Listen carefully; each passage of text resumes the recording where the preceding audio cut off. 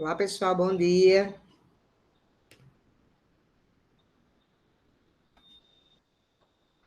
Bom dia. Tudo certo com vocês? Como foi aí o fim de semana? Tá chegando aí perto do fim do semestre, né? E para falar da prova, o que vocês acharam da prova? Antes que vocês me perguntem, eu corrigi a metade, mais ou menos, e eu acho que entrega a nota até amanhã, certo? Mas o que vocês acharam? O que vocês me dizem? Vocês viram que eu coloquei o gabarito lá no cigarro?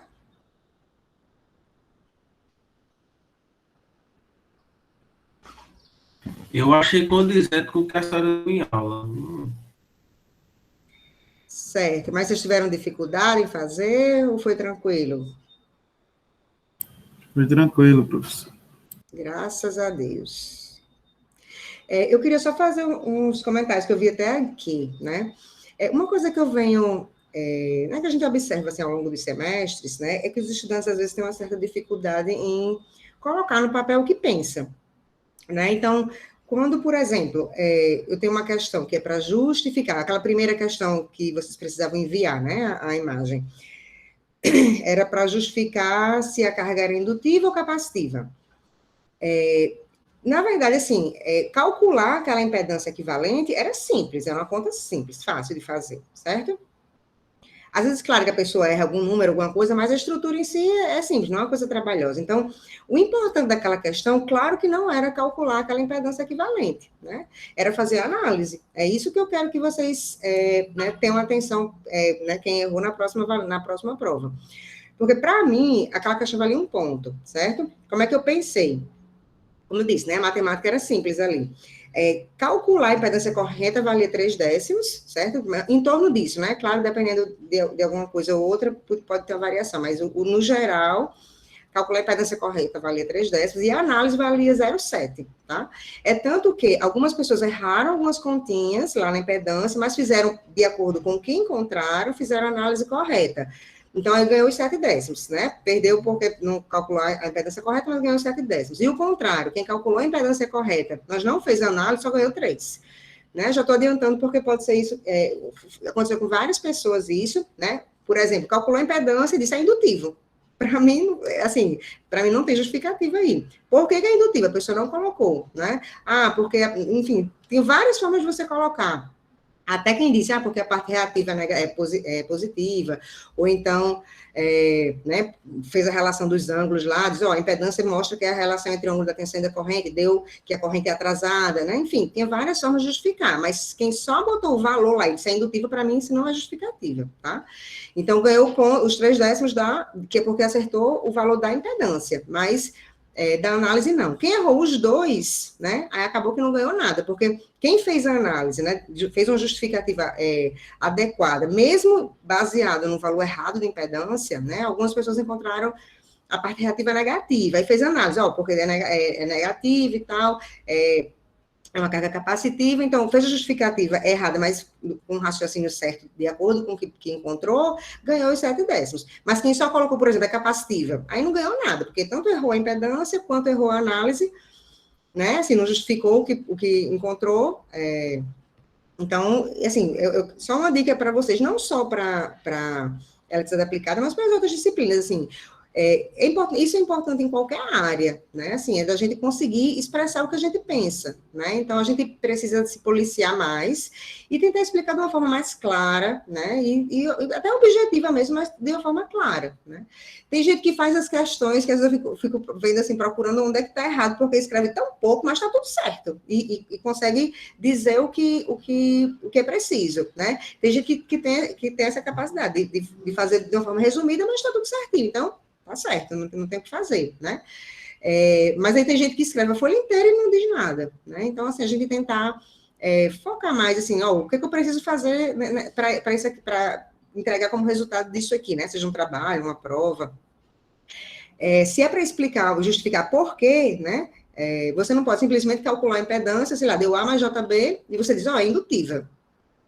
você tem que pensar assim, como é que eu consigo explicar, quando uma questão é para ser justificada, né? Como é que eu consigo explicar para o meu colega e ele conseguir entender por que isso é indutivo, né? Então, teria de ser mais ou menos esse raciocínio. Se você bota só a impedância lá e diz é indutivo, você não explicou para ele por que aquilo é indutivo, né? Certo? Então, só para quem, assim, não teve esse cuidado de fazer essa justificativa direitinho, né? Não precisa escrever um texto, não, mas só dizer por quê, né? Muita gente não fez isso, né? E assim, eu não tenho como aproveitar. Então, quando vocês explicam, né? Por mais que tenha alguma coisa errada, eu consigo aproveitar alguma coisa, mas quando não tem nada, assim, e tá errado, então tá errado, não tem como aproveitar muita coisa, tá certo? Alguém quer fazer algum comentário sobre a prova? Sobre o gabarito, de repente alguma coisa que não tenha entendido direito? A gente pode discutir alguma questão, caso alguém... Professora, nessa questão, esse valor como é, Da impedância? isso, ele variava, né? Tipo, Para cada pessoa? o valor de cada componente, né? O valor de cada componente mudava? Não entendi. A impedância varia com a frequência. Isso quer dizer ou varia de prova para prova, você está perguntando? De prova para prova. Variável. Porque lá tem, assim, expectativa de resposta, aí tem uma. Aí, assim, Não, ali, na verdade, eu boto aquela expectativa de resposta para vocês verem se chegaram próximo, porque uma subjetiva eu não tenho como colocar uma justificativa toda, assim, né? Depende de cada prova. Eu coloquei ali também para, quando eu fosse corrigir, eu ver se a pessoa acertou pelo menos a impedância, entendeu? uhum. É porque, assim, pegando do gabarito, eu fiz os passos igual a você, a senhora, mas quando eu fui, o valor deu uma diferença. Aí tem aquela questão, né, que você disse realmente o arredondamento lá pode... Não, se der uma variação pequena e você fez o procedimento certo, eu considero que você acertou, entendeu? Uhum. Na Sei lá, variação de 2, assim, era 15, era 2, 17. o A ângulo fase. bateu. O ângulo era 76,10, o meu deu 76, Ah, não, então provavelmente o seu foi questão de. Porque assim, se você. Teve gente que fez. Como foi, meu Deus? Sim, foi fazendo os paralelos, né? Porque eu fiz pela definição, né? Um sobre a equivalente, igual um sobre a primeira impedância, mais um sobre a segunda impedância. Aí, quando você faz pelos paralelos, você já arredonda duas vezes, né? Aí dá uma diferençazinha. Tá certo, eu considero, né? Se o procedimento tá certo, o valor próximo não quer dizer que tá errado, não. Certo? Algo mais? Algum comentário mais sobre a prova?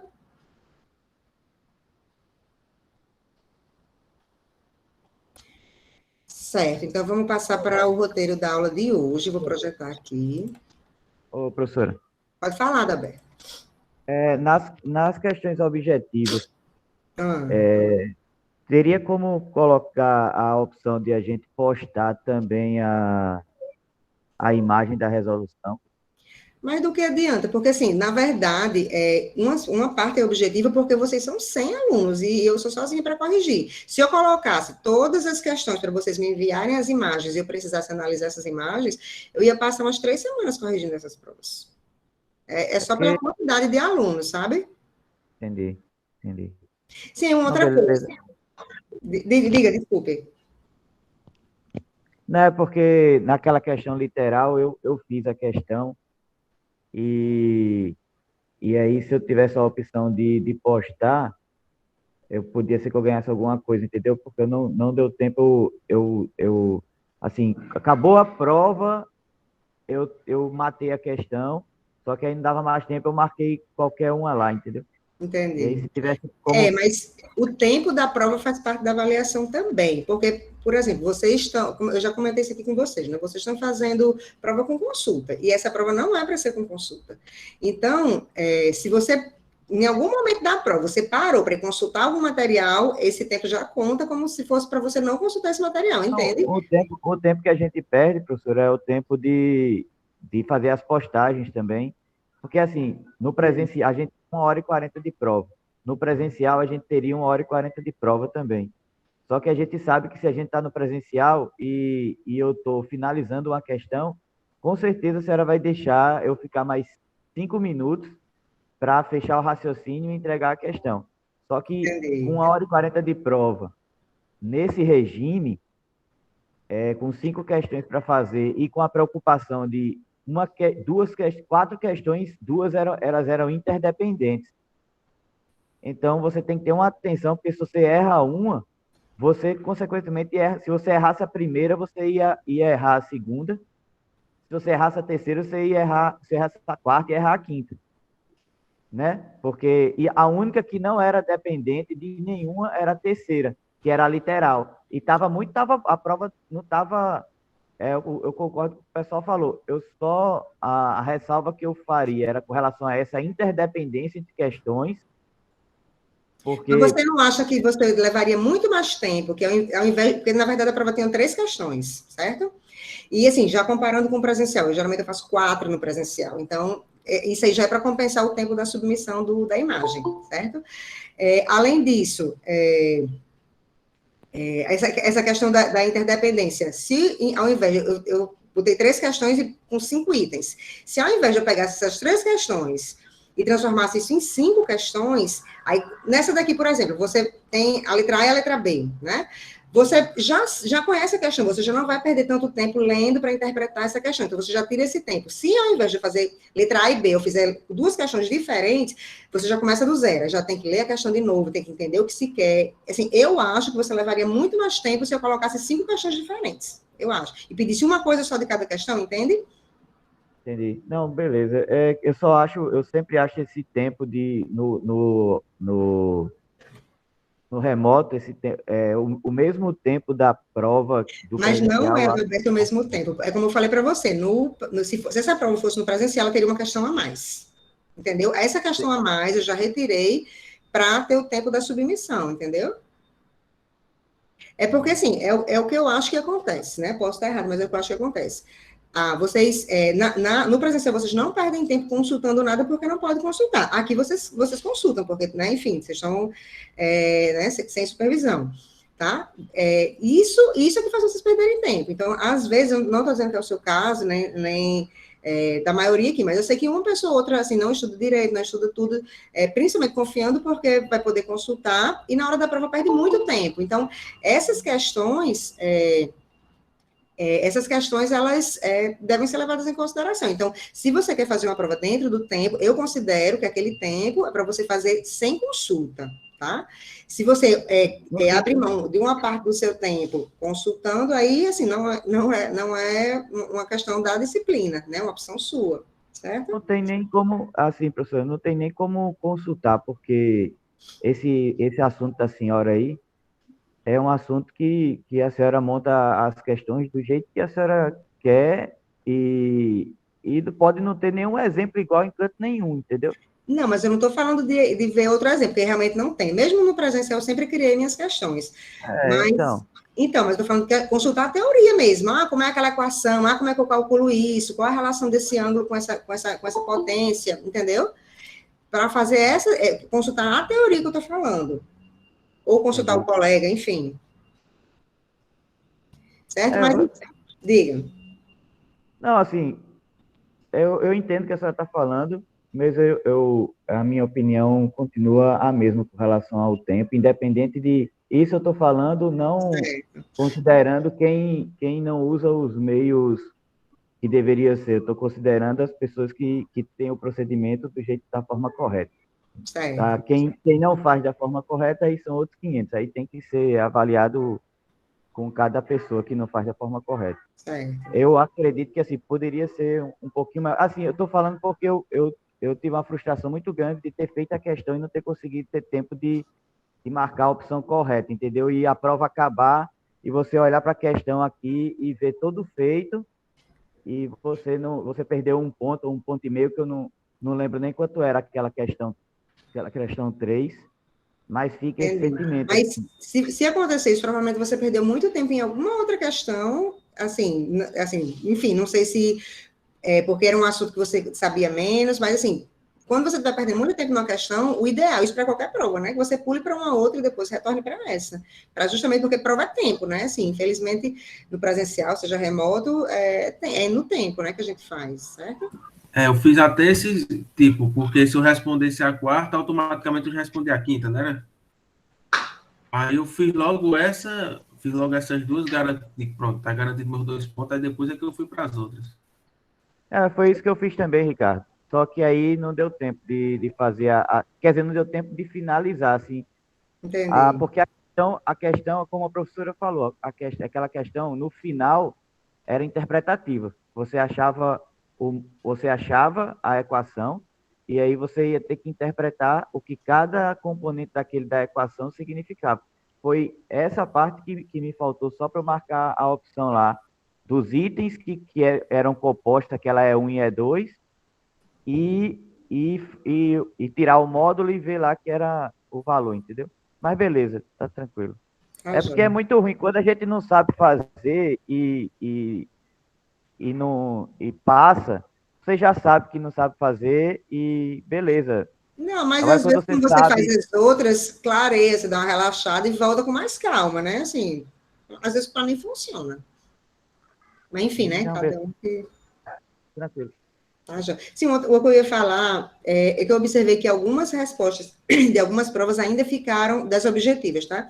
Ainda ficaram os valores próximos, né? Por exemplo, uma resposta era 10,3 e a pessoa achou, acho que 10,8, enfim. E assim, se a resposta que você marcou, né, que você achou, e estavam um pouco diferente, assim, alguns décimos da resposta certa, e você errou por causa disso, quando eu abrir a vista de prova, vá na vista de prova que a gente olha direitinho, vê se cabe, tá certo? Porque qualquer coisa eu considero a questão se for esse o caso, tá? Se você fez certo, e foi uma questão de arredondamento, que a resposta estava próxima lá, eu vi que aconteceu, acho que em poucas provas, eu não sei o que a pessoa marcou. Então, se acontecer isso, se tiver acontecido isso com você, quando eu abrir a vista de prova, marque, porque aí a gente vê melhor, tá bom? Certo? Eu vou projetar aqui o roteiro de hoje. A gente vai começar a terceira unidade. Cadê o bicho aqui? Professora, só uma dúvida. A quinta Vamos lá. questão, precisava ter imagem? Porque eu não vi. Você diz da prova? Sim. Não, se você conseguisse digitar toda a resposta e tivesse correta, não tem Ah, problema. então acho que eu perdi a questão. Hã? Eu acho que eu perdi a questão, então. Porque eu não vi nada de enviar, sabe? Mas ela não era Aí subjetiva? era objetiva a quinta questão. Não, então objetiva. Ah, entendi a primeira. Objetiva não precisa enviar nada. Ah, sim, sim. Só O as resto eu vi. subjetivas, tá? Bom, então, hoje a gente começa a terceira unidade, né? A gente vai começar aí com instalações elétricas, eu coloco ela logo no início para a gente ver logo, para vocês já terem condição de fazer o último laboratório, né? Que vai ser sobre instalações, vai ser um projetinho elétrico, né? A gente vai fazer uma análise. Essa semana, porque quando vocês virem na quinta-feira o segundo roteiro, na quinta-feira, provavelmente eu já coloco o outro laboratório para vocês, o último laboratório, o roteiro, né, para vocês começarem, tá? Mas, de antemão, assim, se alguém já quiser, por exemplo, vocês vão precisar desenhar a planta baixa da casa de vocês, né? Botar no papel, assim, pode ser ou num CAD, ou numa ferramenta de desenho tipo Corel, ou então, quem não tiver acesso a essas ferramentas, pode ser até, sei lá, no Paintbrush, no Word, né? Mas colocar as dimensões da casa de vocês, desenhar quarto, sala, botar as cotas, né? Fazer realmente a planta baixa, tá? Vocês vão precisar fazer isso. Quem quiser já adiantar essa parte, se tiver mais folgado essa semana, mas se não, dá tempo vocês fazerem quando eu soltar o roteiro, tá? No roteiro eu até dou algumas dicas para vocês fazerem as medições, para não precisar ficar medindo parede por parede, né? Que é você, por exemplo, medir a sua passada e você vê quantas passadas tem, fazer uma aproximação, não precisa ser exato, né? A dimensão aí das paredes aí da sua casa, não, tá? Mas, enfim, pode conversar melhor quando eu colocar o roteiro, tá? Mas, assim, de antemão, quem quiser já adiantando a planta baixa da sua casa, pode já ir começando. Deixa eu passar aqui para o roteiro. Essa aula de instalações a gente divide em duas, né? Porque senão ela fica uma aula muito comprida, um roteiro muito comprido, né? Por isso a gente vai ver hoje e vai ver na quinta-feira, certo? Outro roteiro. Então, na verdade, aqui a gente não vai ver a fundo como fazer um projeto elétrico e tal, mas vai ver as noções básicas, né? Como começar um projeto elétrico, né? Hoje a gente vai ver o quadro de cargas, e amanhã não, na quinta-feira a gente vai ver a tabela de distribuição por circuitos, então, aí com isso a gente já monta um pouquinho aí como a gente fazer. Aqui a gente vai estar mais apto a fazer uma análise, né, que é isso que eu vou querer no projeto, de ver, por exemplo, se a norma foi atendida, se a norma é cumprida ou não na casa de vocês vão fazer essa análise, fazer tipo um laudozinho para ver o que precisaria para que a instalação elétrica da casa de vocês estivessem de acordo com a norma, né, e vocês vão se surpreender porque em quase nenhum lugar é 100% de acordo com a norma, né, então é bem comum ter alguma falha, alguma coisa, mas a norma realmente precisa ser cumprida, tá? Então, por isso que a gente vai analisar um pouquinho sobre esses pontos de vista. Professora, e qual o benefício de seguir a norma? Qual o quê? O benefício de seguir a norma. O benefício não, mas o malefício, assim, porque a norma garante que a sua instalação não vai pegar fogo, não vai ficar sobrecarregada. Aí, se der alguma bronca, né, quem for responsável pelo projeto que não seguiu a norma vai ser penalizado pode ser até pelo o Código Penal mesmo, né? Se culminar, por exemplo, se for verificado que um engenheiro fez um projeto elétrico, pegou fogo por causa de um erro de projeto, então o engenheiro responsável ele pode realmente responder pela morte de uma pessoa, né? Por exemplo, caso tenha alguma complicação que seja comprovada que seja por causa disso, tá? Mas a norma, assim, na verdade, ela indica as quantidades mínimas, por exemplo, para que uma sala de tal tamanho tenha uma luz adequada, precisa pelo menos ter uma potência de tantos volt-ampere, para que, sei lá, se a instalação é de uma casa, né, para que uma casa comporte os equipamentos que normalmente se usa numa casa, de uma forma adequada, tem que ter pelo menos tantos pontos de tomada e pelo menos com potência de tanto, entendeu? Então, é basicamente isso que a norma diz, são os mínimos para que se tenha um bom funcionamento, tá? E principalmente com segurança, né? É estranho não seguir a norma, na verdade. E outra dúvida, porque no corredor, se a gente fosse lá fazer o perímetro por 5, ia dar duas tomadas, e a senhora só colocou uma? Ou foi um ponto de luz, assim? Na verdade, assim, é mesmo o caso do banheiro, né? O banheiro, você pode ter um banheiro gigante, né? Aí você vai, vamos supor que você faça uma conta lá, seja um banheiro muito grande mesmo, faça uma conta lá e deu 3 tomadas. Assim, mas para que um banheiro ter 3 tomadas? Entendeu? Tem algumas exceções na norma. Então, o que é que se faz no banheiro? Coloca uma tomada perto da pia, porque é onde se usa, né? Para usar um secador, usar um barbeador, alguma coisa desse tipo. No corredor, da mesma forma. Assim, particularmente, eu acho interessante colocar pelo menos uma tomada no corredor. De repente, você está usando um aspirador de pó, alguma coisa assim. Mas no corredor não é um lugar que você normalmente use, né? Assim, use aparelhos que precisem de muitas tomadas, né? Então, é um pouquinho também, assim, de coerência, né? Então, no corredor, geralmente ele está ligado a uma sala. Então, é muito melhor esses pontos, sei lá, deu 3 pontos no corredor, né? 2 pontos, sei lá.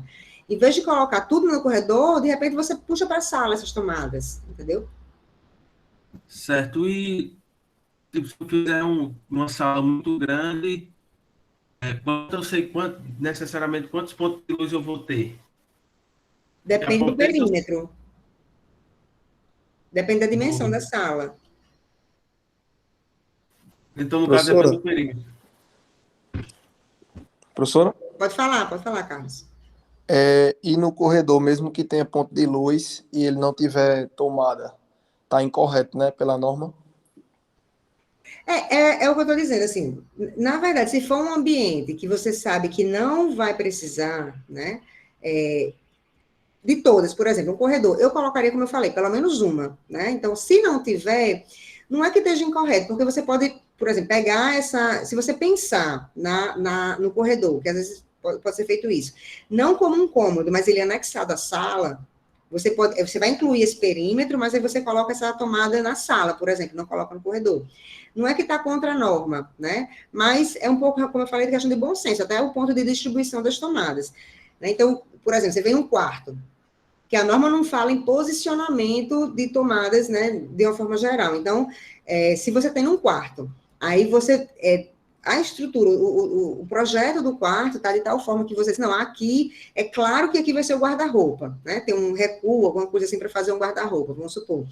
Aí, você vai pôr uma tomada atrás do guarda-roupa? Não é que infringe a norma, né? Mas não é de bom senso, porque você não vai usar aquela tomada, né? Então, assim, tem um pouquinho realmente de bom senso. Uma coisa que infringe a norma, né? Aliás, que também não é questão de infringir a norma, mas também é questão de bom senso que não é recomendado de jeito nenhum. De você colocar, por exemplo, o quadro de distribuição, que é o quadro onde ficam os disjuntores, né? Que a gente vai ligar e desligar os circuitos, né? A energia na casa toda. De colocar em um lugar que você não consiga acessar, tipo atrás de uma geladeira, atrás de uma porta. Atrás da porta, dependendo da porta, até tudo bem, mas locais que você vai pôr um armário na frente, né? Então, esse quadro, ele tem de estar de fácil acesso. Então, são algumas recomendações, né, que são feitas para né, que seja facilitada aí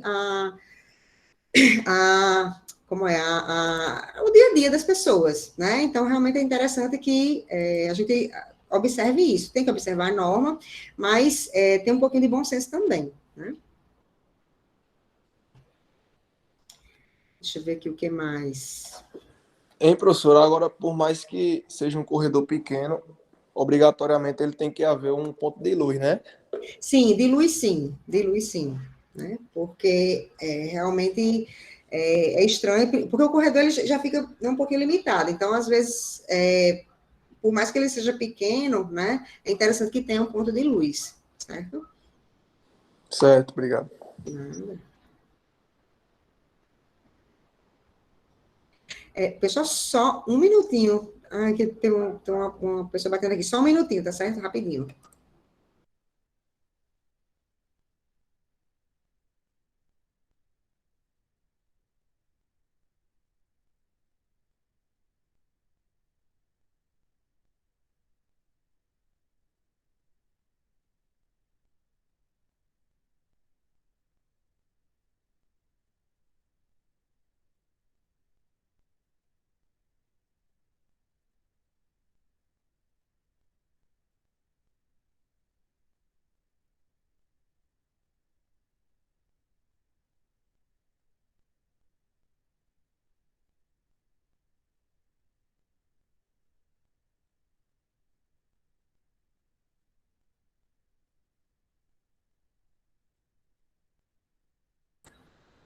Pronto, desculpem. Então, vamos lá, continuar aqui, né? Bom, eu fiz esse vídeo, né, explicando justamente essa primeira parte, né, falando de como a gente vai fazer essa distribuição, né, de pontos de luz, de pontos de tomada, né, essa parte introdutória, falando de alguns conceitos relacionados, né, enfim, até a gente montar o quadro de cargas, né, que o quadro de cargas é basicamente a gente se basear na área, no perímetro, né, por quê? Porque a área vai nos dizer qual vai ser a potência mínima de iluminação e o perímetro vai nos dizer qual a potência mínima de tomada de uso geral. As tomadas de uso específico vai depender do equipamento, né? Então, basicamente, essa primeira aula é até a gente montar essa tabela, essa primeira tabela. Alguém teve alguma dificuldade, alguma coisa para a montagem dessas tabelas? Deixa eu ver aqui o chat. Tá aqui. Então, peraí. Camila, qual o valor da potência dessa tomada do banheiro? Camila, no banheiro, normalmente a gente bota uma tomada com uma potência um pouquinho maior por causa do tipo de equipamento mesmo, porque a gente usa secador, né, que são cargas, tem uma potência alta, né, enfim, prancha, esses negócios. Então, normalmente a gente põe no banheiro uma tomada de 600, tá? 600 volt-ampere. E só uma mesmo, a gente não precisa distribuir, certo? A planilha. Sim, posso, sim.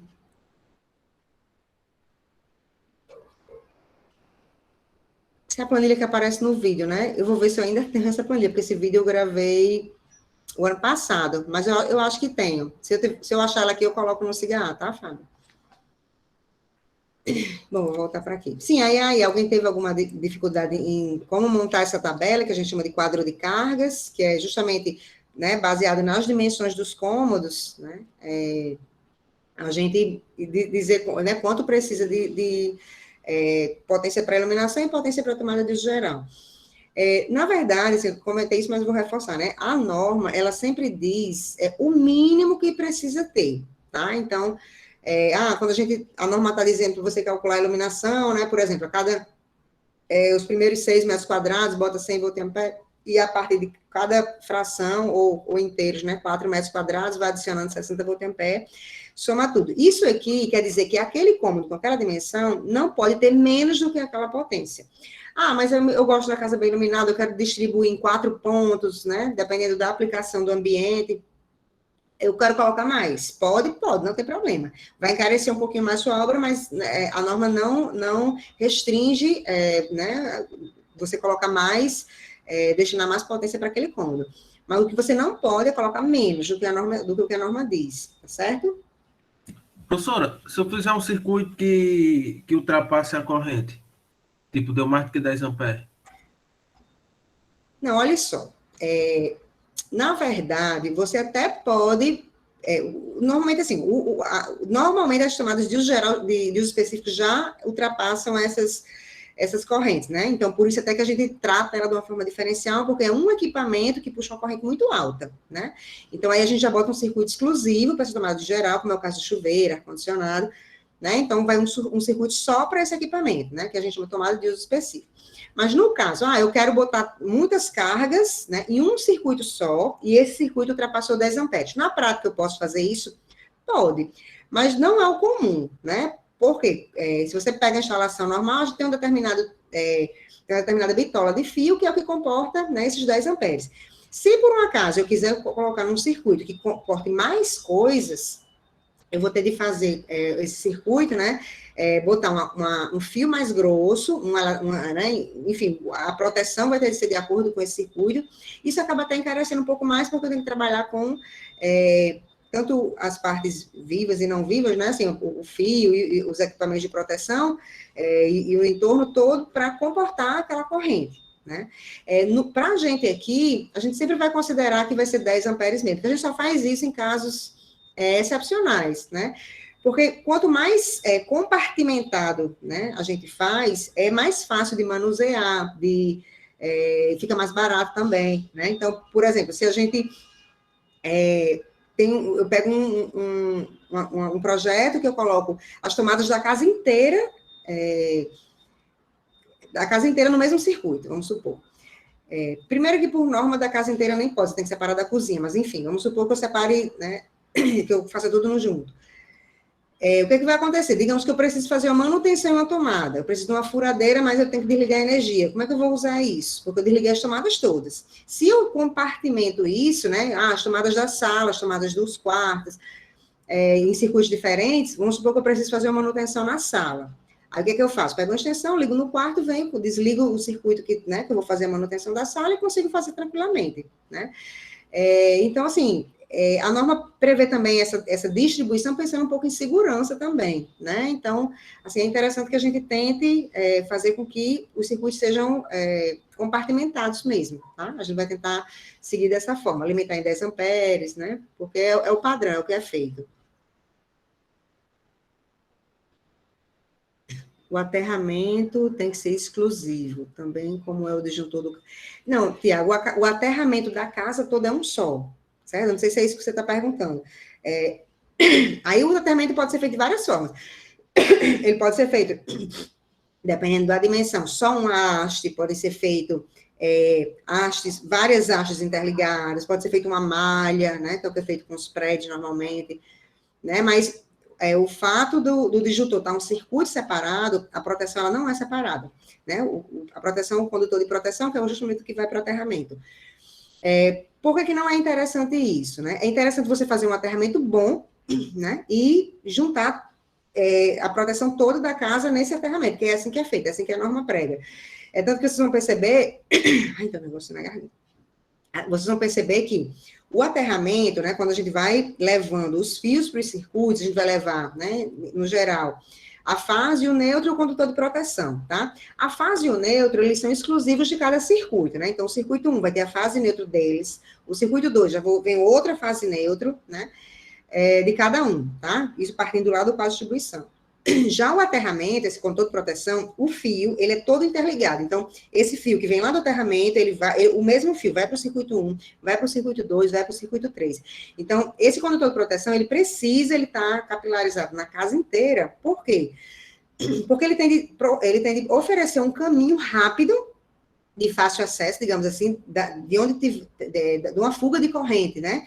Da onde tem a falha, né? Enfim, onde esteja escapando essa corrente até o aterramento, para que essa corrente excedente, né, vá para o aterramento e não para a gente, né? Que a gente toque e tem um choque, por exemplo. Então, esse aterramento, ele tem de estar na casa inteira, ele tem que ser o mesmo fio para a casa inteira, tá? Agora, a fase e o neutro, não. Ele tem que ir cada um separadinho por fase, certo? Acho que no próximo roteiro vocês veem isso. A haste tem um tamanho mínimo. Eu não sei dizer, viu, Tiago? Porque faz tempo que eu estudei essa questão do aterramento em si, porque o aterramento, né, na época da minha graduação, era uma disciplina só sobre aterramento. Então, tem várias formas, né? Mas eu acredito que sim, porque se ele for muito superficial, né, assim, ele não é tão eficiente, porque aí o solo já não... já vou pegar a parte mais seca, né, assim, da parte de cima. Então, realmente, quanto mais eu for profundo essa haste, né, eu vou ter uma eficiência aí melhor, tá? Mas, realmente, eu não sei dizer qual seria esse tamanho mínimo, certo? Algo mais? Pode falar. A senhora podia dar uma explicação naquele balanceamento do circuito? Cortou, não ouvi, Ricardo. Tá me ouvindo? Sim, vá. Tenta cortando. A senhora depois pode explicar melhor como é aquele negócio lá do balanceamento do circuito? Explicar melhor o planejamento do circuito, é isso? Balanceamento. Sim, tá certo. A questão do balanceamento, mas isso aí vocês vão ver na próxima tabela, que eu acho que está no outro roteiro, tá? Mas, enfim, algumas instalações, elas podem ser trifásicas, né? Ou monofásicas ou trifásicas. No caso do projetinho, né? Se vocês fossem fazer um projetinho, então, calcula a potência instalada, né? Em watts, né?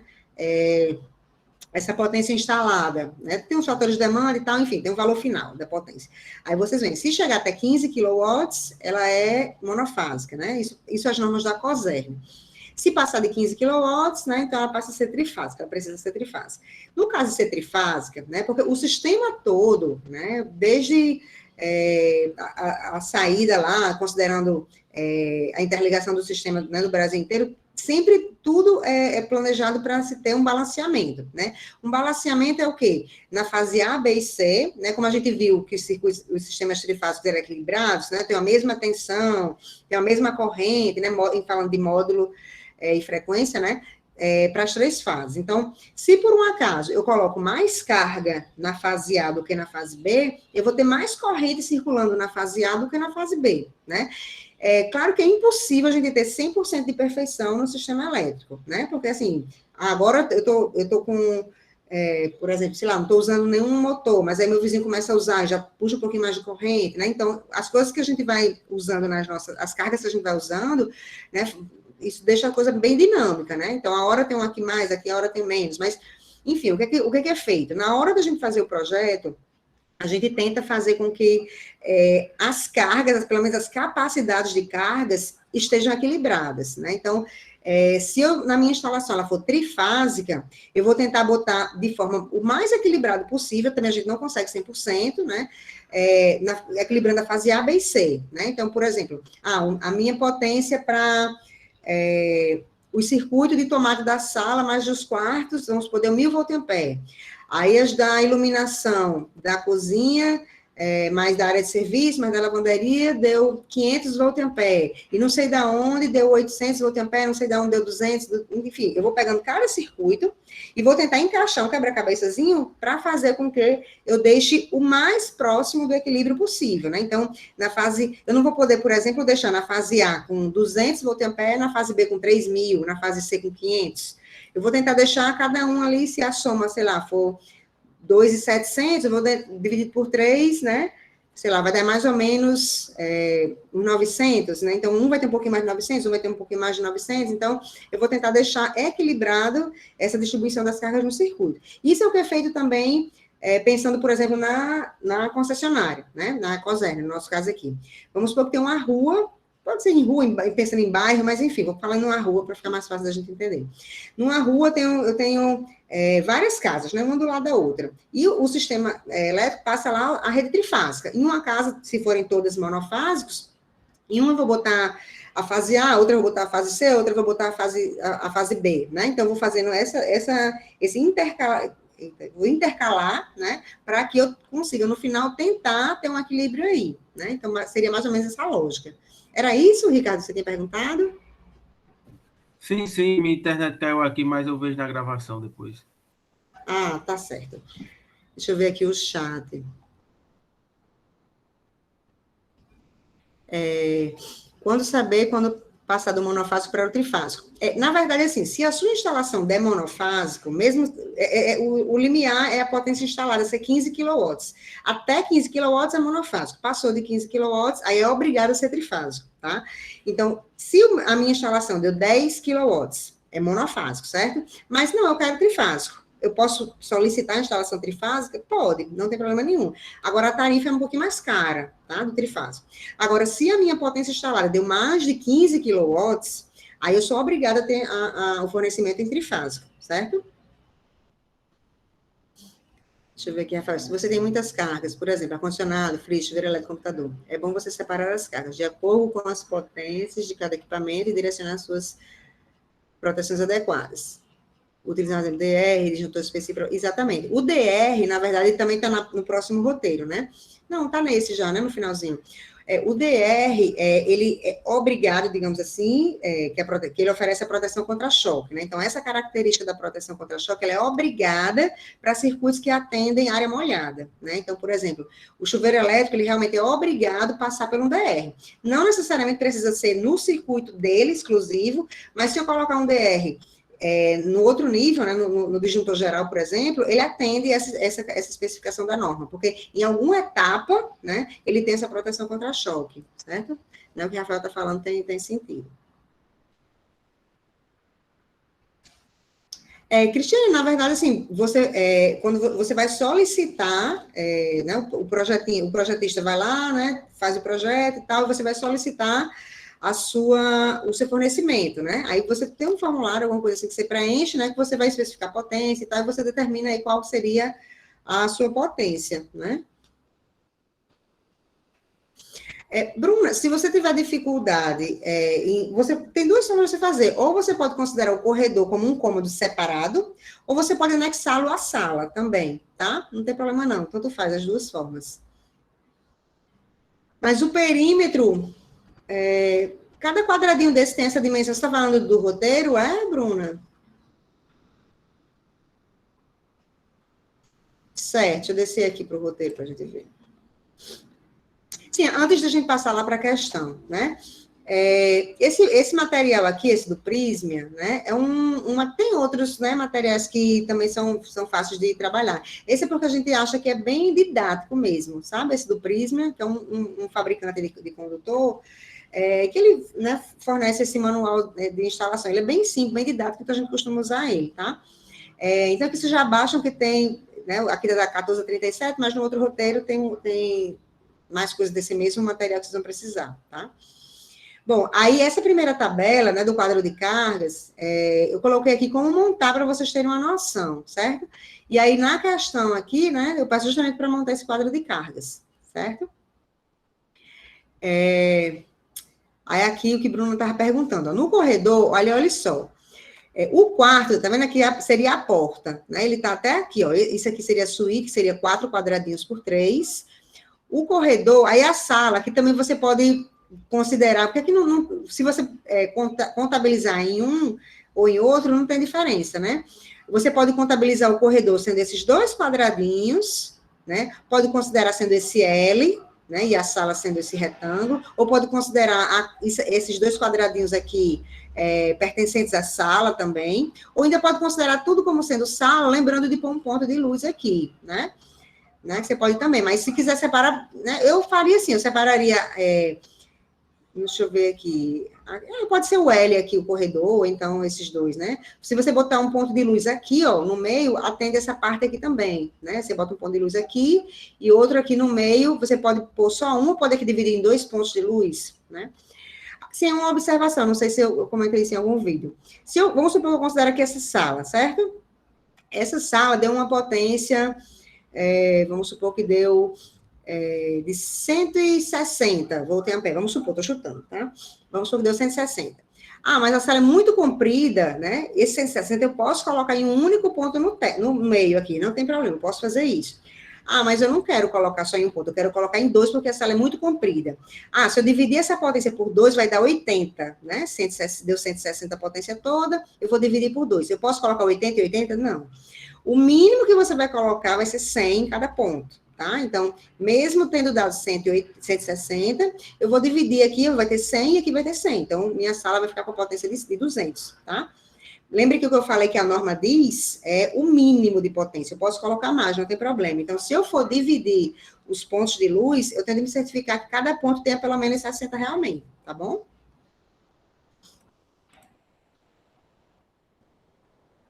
Pronto, tá tranquilo, Bruna. Sendo L, não tem problema não, dá certo também, tá? Camila colocou aqui, dúvida no cálculo disjuntor geral dessa questão. Certo. Na verdade, você vai se basear na corrente geral. É o tipo ou a especificação dele, Camila, que você teve dúvida? É porque no vídeo a senhora tipo calcula uma corrente para esse disjuntor geral. Certo. Só que ela é menor do que a corrente total. Só que eu queria saber como é que faz esse cálculo. Certo. No roteiro, porque assim, é o que a gente chama de fator de demanda, tá? O que acontece? Você calcula a potência total lá, só que essa potência total você vai usar quando? Quando você estiver funcionando tudo da casa toda. Todas as tomadas, todas as luzes. Isso é impossível de acontecer, né? Isso não acontece. Então, o que acontece? Quando a gente vai fazer o projeto, a gente usa um fator de demanda, que é baseado no tamanho enfim, da instalação. Você deve, para esse tamanho, você usa geralmente ao mesmo tempo 70% só, você usa 60%. Então, baseado nesses fatores de demanda, a gente calcula uma nova potência. Aí a gente usa essa nova potência para calcular essa corrente, entendeu? Que você, de fato, provavelmente pode usar no máximo. Então, esse fator de demanda, aí baseado nisso que você calcula o seu disjuntor. No roteiro, no material do Prisma, né, lá no finalzinho, quando passa o cálculo das tabelas, ele mostra esse cálculo do fator de demanda. Se quiser, depois eu dou uma olhadinha na página para dizer qual é, mas tem lá esse cálculo do final do fator de demanda, tá certo? Pronto, deixa eu ver, Fábio. Como é ajustada essa potência? A coisa vai liberar somente a quantidade que a casa precisa? Não, na verdade é assim, Fábio, você calcula a sua potência de instalação, usa os fatores de demanda, o projeto está todo certinho, né? E aquela ali é a sua capacidade de potência instalada, né? Ou seja, você no máximo vai usar aquilo, né? Então, a COSERN, quando você diz o projeto que a sua potência instalada é aquela, ela tem a obrigação de te fornecer, na verdade, assim, não é que ela vai te fornecer, ela vai ter de colocar o fio que ela vai ligar da rede dela até a sua instalação tem de comportar a corrente que é proporcionar essa potência aí, entende? Então, quanto mais, digamos assim, quanto maior a sua potência instalada, maior vai ser, digamos assim, essa energia que ela vai ter de destinar à sua residência, né? Isso, ela tem de prever no sistema dela que você precisa daquela potência. Então, isso faz com que a potência, o sistema dela precise ser um pouquinho maior por causa daquela potência, né? Eu não sei se foi isso que você perguntou, Fábio, foi ou não? Pronto, não quer dizer que você vai usar aquela potência toda, né? Mas ela tem de estar disponível para você, né? Professora, caso eu, por exemplo, hipoteticamente, se eu tenho minha casa, aí eu vou fazer esse laboratório, aí eu vi lá que a potência ultrapassava os 15 mil quilowatts. Aí, no caso, a potência é o quê? Não entendi. Que minha casa se enquadrasse naquele negócio do trifásico, na instalação trifásica. Certo. Mas a rede da minha casa é monofásica. Certo. Aí, como eu posso proceder para que tipo, eu só vou lá por exemplo, no meu caso é a CELP. Vou lá na CELP e peço... Na verdade, você tem de... Eu não sei se você precisa, porque depende, você tem um projeto, que eu acho que você precisa ter algum projeto, alguma coisa para levar lá, sabe? Você tem que comprovar, entendeu? Como é que você sabe que a sua potência instalada é mais do que 15 quilowatts? Certo? Aí, no caso, eu teria que ter esse projeto para levar para lá. Aí, caso comprovasse, ela teria que me fornecer o trifásico, né? Na verdade, assim, mesmo, é como eu falei, mesmo sendo monofásico, você pode solicitar trifásico se você quiser. Entende? Se a questão é essa, você pode ir na COSERN e dizer, olha, eu quero solicitar a instalação trifásica, se você consegue tranquilamente. Agora, assim, lembre que essas regras eu estou mostrando para a COSERN. Eu não sei se a CELP tem alguma diferença, né? Você teria de ver as regrinhas da CELP. Certo. Certo? Mas, assim, porque na sua casa vocês têm interesse em ter alimentação trifásica, é isso? Não, é só uma dúvida mesmo, uma curiosidade. Entendi. Mas, assim, qualquer pessoa, qualquer residência pode solicitar a instalação trifásica. Mas aí eles vão quando você for fazer isso, você tem que preparar a sua instalação para isso. O seu quadro de distribuição provavelmente vai mudar. Porque se ela é monofásico, ele está recebendo, né, só os fios de monofásico. Ele tem que preparar para receber do trifásico. E tem que ter o projetinho dizendo qual circuito vai estar ligado em qual fase, né? Para quando for montar o quadro e fazer isso da forma adequada. Certo. Aí qualquer pessoa pode fazer ou só o engenheiro mesmo com CREA que pode fazer? Na verdade, eu sei que para fazer isso, não é só o engenheiro eletricista que tem habilitação, não. É para fazer o projeto, né? Você tem que ter um projeto assinado. Não precisa essa pessoa ir resolver isso, né? Mas você precisa ter uma justificativa, porque assim, a COSERN vai dizer, imagina aí, vamos supor, eu estou aqui na minha casa, eu não sei nada disso, aí fiz uma mudança lá e digo, COSERN, vem aqui ligar agora trifásico. Ela vai botar os fios lá da pipoca tudo, né? Não é assim que funciona. Você tem de mostrar que a instalação está correta, entendeu? Eu realmente eu não sei se para esse caso de mudança, né, só do quadro de distribuição, se precisa de ter algum responsável. Eu imagino que sim, mas eu não sei realmente dizer para você né, qual o nível de exigência da concessionária, né? Mas, se precisar, não é só o engenheiro eletricista que pode fazer isso, né? Um técnico nessa área consegue também fazer, assinar essa RT, porque é uma coisa simples. Acho que engenheiro civil também tem habilitação para fazer isso, se for potência mais baixa. Tem alguns profissionais que conseguem fazer, sabe? Não só o engenheiro eletricista, não.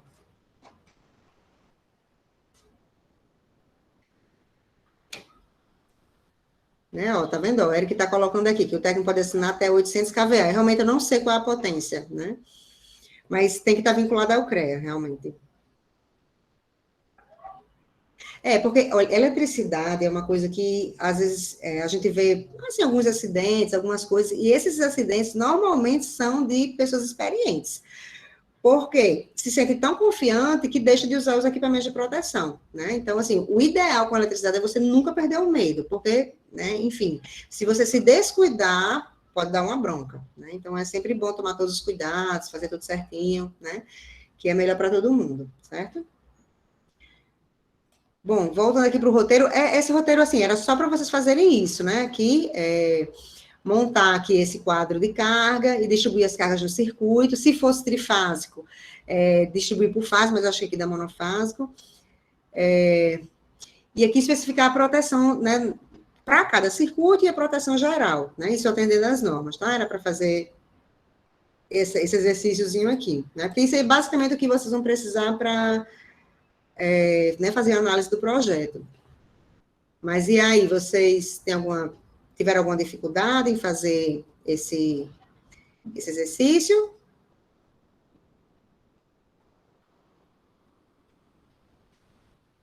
A presença de hoje vai ser no multiprova, tá? É basicamente uma pergunta sobre potência de iluminação e potência de tomada, tá? É simples, mas é um quebra-cabeçazinho, de trás para frente, tá?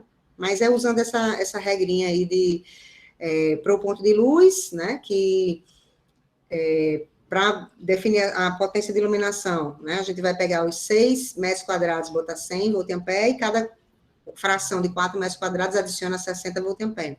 E para tomada, né, pelo perímetro, né, então cada 5 metros do perímetro, né, se for um cômodo não de serviço, né, a cada 5 metros, a gente vai colocar um ponto de tomada de 100 volt-ampere, No caso das áreas de serviço, né, que é cozinha, lavanderia, copa, né, enfim, essas áreas que a gente usa mais, esses eletrodomésticos, a gente vai colocar os 3 primeiros pontos vão ser de 600 volt-ampere, né, e os demais a cada 3,5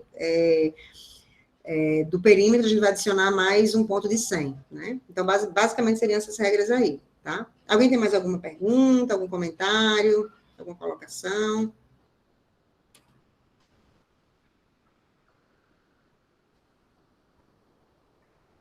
Nada?